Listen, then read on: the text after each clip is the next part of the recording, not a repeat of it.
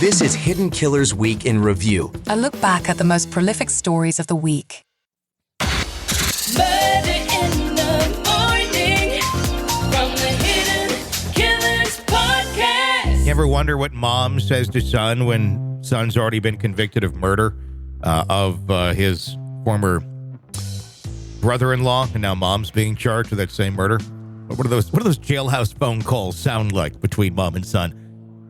Well, we got it for you. We're talking about the Adelsons, of course. Donna Adelson and Charlie Adelson recorded jail calls between the two, shedding some light on the emotional turmoil within the Adelson family right now, following Charlie's conviction in that high-profile Dan Markle murder case. Charlie Adelson, a wealthy periodontist from Fort Lauderdale, found guilty November 6th of first-degree murder, conspiracy, and solicitation of the 2014 killing of his former brother-in-law, Dan Markle. His mother, Donna Adelson, faced arrest on similar charges a few days after that conviction, sparking intense scrutiny on their family dynamics.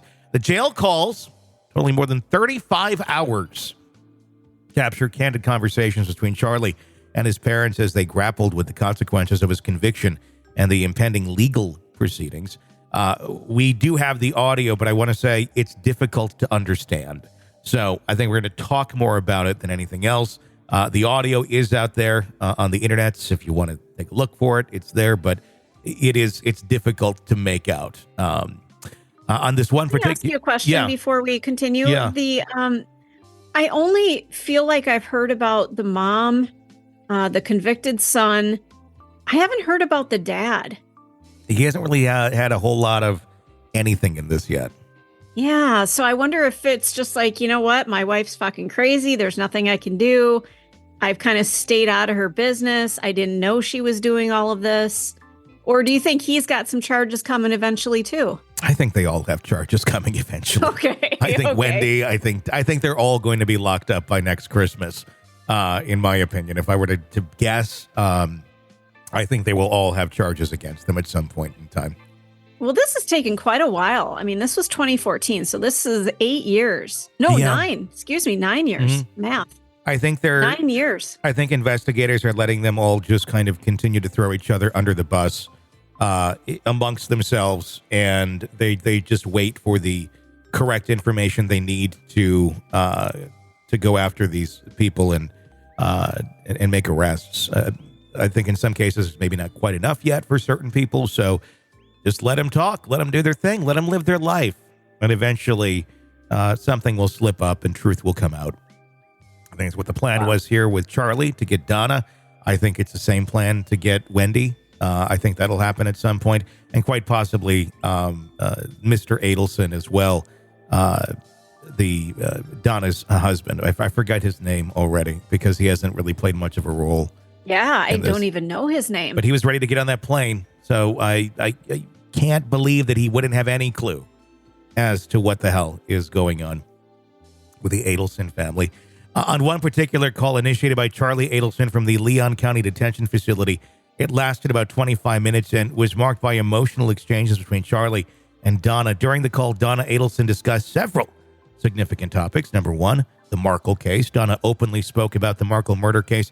Reflecting on the family's distress, her statements indicated the gravity of the situation, given Charlie's recent conviction of the ongoing investigation. Text messages from the daughter. She read aloud a text message exchange with her daughter, Wendy Adelson, which occurred hours after the guilty verdicts were announced. Wendy's message expressed her position that she was not responsible for Charlie's situation and focused on caring for her sons during the difficult time. Suicidal thoughts. Donna Adelson made conflicting remarks about her own emotional state, mentioning thoughts of not wanting to see her son and suggesting a joint suicide. She expressed a desire to escape from the situation, raising concerns about her well-being, and then the extradition to Vietnam. She mentioned looking up Vietnam multiple times to determine whether it had an extradition treaty with the U.S., possibly hinting at future plans. The call took place November 7th, the day following Charlie Adelson's conviction and shortly before Donna's arrest. So she was still a free woman at this time. It was marked by moments of tension, vulnerability. Prosecutors revealed that these jail calls over the 35 hours of conversations between Charlie, Donna, and others played a pivotal role in accelerating Donna Adelson's arrest. The calls forced them to expedite their timetable. Donna Adelson who had been in solitary confinement and on suicide watch, recently made her first in-person appearance in the Leon County courtroom. During her arraignment, she pled not guilty to the charges related to murder of Dan Markle. Her attorney alleged mistreatment by the jail authorities, but was unsuccessful in obtaining intervention by the court. The Markle case goes back to 2014. Of course, it's garnered a lot of attention over the time for the complexity of this whole thing. Dan Markle was fatally shot in his garage during a legal battle with his ex-wife, Wendy Adelson, who had ties to the Adelson family. Prosecutors have long maintained that Markle's murder was orchestrated to facilitate Wendy Adelson's relocation to Miami. So lots of moving parts in this case. The one person you'd think that would be the main one to be arrested would be Wendy, because it's her husband. But she's the one who, honestly, if we are to look at all this, I don't know that she knew a lot about this. I think there's some amount of knowledge that was there. I don't think she ordered the hit. I don't think she orchestrated the hit. I think she has a crazy family. I think she has a crazy narcissistic mother who wanted her grandkids to be closer to her, to grandma, and she would go at any lengths to do so. And I think Charlie is the son that will do anything for mama, and played a big role in all this. But I think the mastermind behind this is Donna. I think she's even more to blame than Charlie, honestly. So she was sitting there one day saying, I can't believe I'm losing my grandchildren. They're going to be too far away from me. I need to do something. And she remembers, you know what? My son will do anything for me. So I'm going to call him up, and hopefully leaving Wendy out of all of this. She's just the mom who, is in a bitter custody battle of sorts. And Wendy has no idea this is going on behind the scenes. Mom's crazy. Her brother's kind of nuts.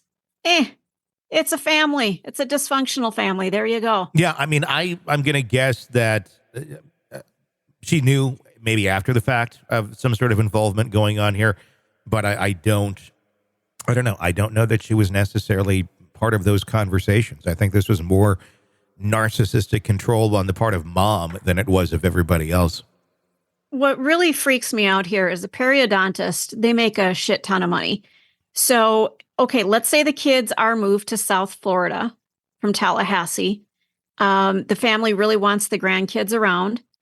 You know what? Being the great uncle that you are, you could have flown them on a regular basis back, or you could have had the family go see them. There are ways to do this without killing their dad. Yeah, that's how a lot of families function. They just they find ways to do these sort of arrangements, and it works out if everyone can be civil about it.